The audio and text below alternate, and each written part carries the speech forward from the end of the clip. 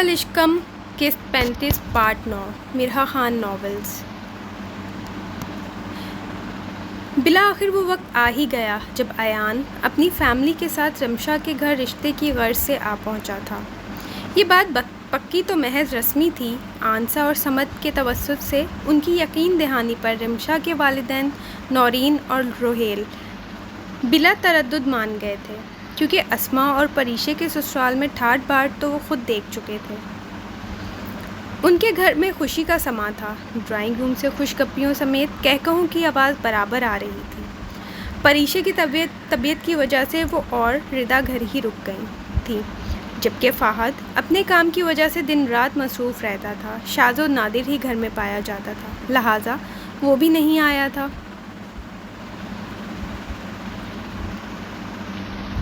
Rimsha drawing room سے باہر نکلی تھی، بیبی پنک ٹشو کی کیپری شرٹ میں پھولا نیٹ کا گلابی دوپٹہ کاندھے پر ڈالے، بالوں کو اسٹریٹ کیے وہ بلا کی حسین لگ رہی تھی۔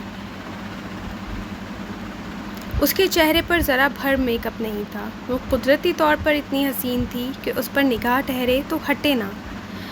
اس نے اسٹریٹ سلکی کمر تک آتے بالوں کو جھٹک کر ٹھیک کیا۔ وہ کھانے پینے کے لوازمات دے کر آئی تو بہت جھنجھلائی ہوئی تھی۔ پریشے بھی نہیں تھی کہ اس سے دل کی کیفیت بیان کر پاتی۔ اس کی ایک کمزوری تھی، اس کے ماں باپ جن کی محبت میں وہ کچھ بھی کر سکتی تھی، وہ انہیں منع نہ کر پائی تھی۔ وہ اس رشتے پر اتنا خوش تھے کہ وہ انکار کر ہی نہیں سکتی تھی۔ کوئی خاص وجہ نہیں تھی ایان کو ناپسند کرنے کی۔ وہ خواہ اسے برا لگتا تھا۔ پہلی ملاقات میں ہی وہ اسے مراسی شوخا ٹائپ لگا تھا۔ اسے تو لگا تھا کہ وہ بھی آج کل کے لڑکوں کی طرح ٹائم پاس کے لیے اسے میسیجز کرتا تھا، مگر اپنے اگلے عمل سے اس نے رمشا کو غلط ثابت کر دیا تھا۔ وقت گزاری کرنے والے کبھی رشتہ لے کر نہیں آتے، اپنی زندگی میں شامل نہیں کرتے۔ وہ کچن میں ایک نظر ڈالتی، کچھ دیر تنہا رہنے کے لیے لان میں چلی آئی۔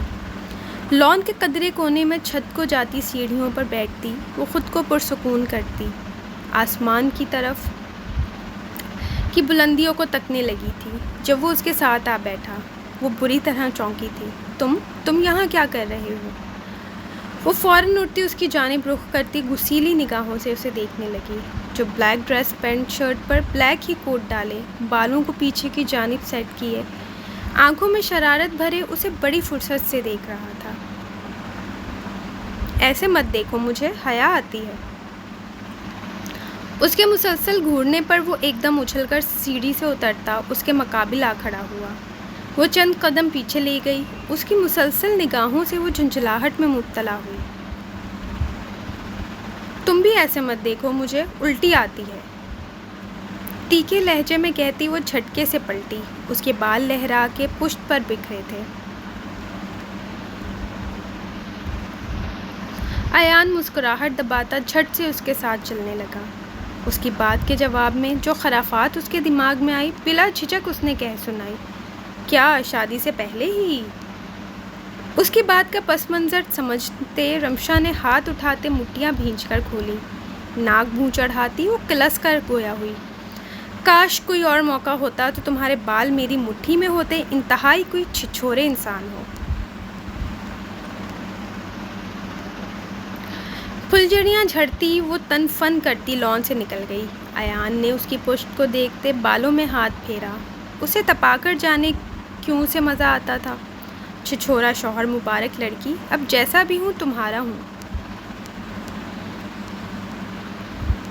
خود کلامی کرتا وہ محظوظ ہوتا، اس کے پیچھے چلا گیا۔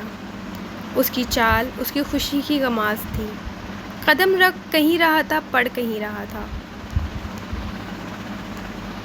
اب یہ تو وقت بتانے والا تھا ایان صاحب کو کہ کس بلا سے پالا پڑا ہے اس کا۔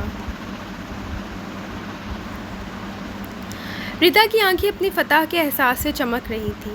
بالآخر سنہری موقع اس کے ہاتھ آ ہی گیا تھا، جس کا اسے شدت سے انتظار تھا۔ وہ فہد کے کمرے کے دروازے میں کھڑی مکروہ مسکراہٹ سے اسے دیکھ رہی تھی، جو اس کی پلائی دوا کے زیر اثر ہوش و خرد سے بیگانہ بیڈ پر پڑا تھا۔ وہ کچھ دیر پہلے ہی تھکا ہارا لوٹا تھا۔ فریش ہو کر کمرے میں آیا تو ردا کافی کا کپ اس کی میز پر رکھتی، اسے پینے کی تاکید کرتی، کمرے سے باہر نکلتی۔ दरवाजे की ओर से देखने लगी थी। उसकी तवक्का के ऐन मुताबिक वो चंद ही सेकंड बाद चकराता सर थामता बेड पर ढह गया था। वो मुस्कुराती जल्दी से लाउंज में आई। अरे परीशे, अभी तक जूस नहीं पिया तुमने?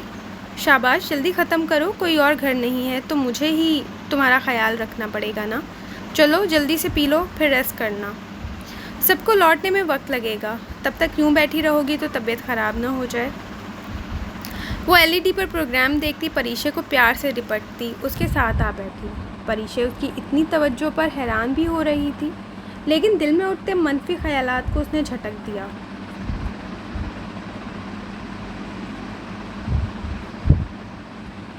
ऐसा भी तो हो सकता है ना कि उसकी तबीयत की वजह से वो उसका ख्याल रख रही हो, मगर कितनी गलत थी वो, ये उसे कुछ वक्त बाद पता लगने वाला था। मैं भूल गई थी, बस अभी पीती हूँ, वो मुस्कुरा कर कहती। वो जूस का गिलास मेज़ से उठाती लबों से लगा गई। रिदा तीखा सा मुस्कुराती उसके गिलास पर नज़रें जमाए हुए थी, जो आहिस्ता आहिस्ता खाली होता गया।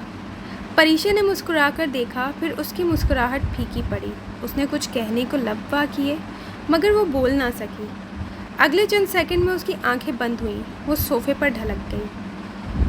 रिदा जल्दी से उठती उसके सामने आई। जब उसे यकीन हो गया वो बेहोश हो गई है, तो उसकी कमर में हाथ डालकर उसे उठाती आहिस्ता आहिस्ता उसे लिए फ़ाहद के कमरे की जानिब बढ़ने लगी।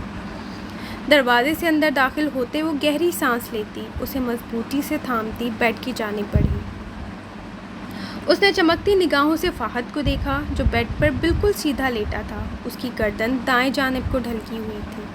वो एहतियात से परीशे को उस पर लिटाने लगी। उसकी हाथ फ़ाहद की गर्दन के गिर्द रखती वो उसकी कमीज़ ज़रा सी कमर से खिसकाकर उसी मकाम पर फ़ाहद के हाथ रख गई। सीधा होते उसने इन दोनों को देखा तो ज़बान दांतों तले दबाए उसकी खुशी का कोई ठिकाना ना था। वो दोनों इस हालत में पड़े थे कि कोई भी देखता तो यकीन किए बगैर न रहता कि दोनों के ख़ास किस्म के ताल्लुकात हैं। वो जल्दी से बाहर आई, अपना हुलिया दुरुस्त करती वो फ़ौरन अपने कमरे में चली गई। वक्त गुज़रता रहा, फिर बेल बजी। वो आंखों को ज़ोर से मलती नीम वा कर गई, जैसे वो अभी नींद से जागी हो।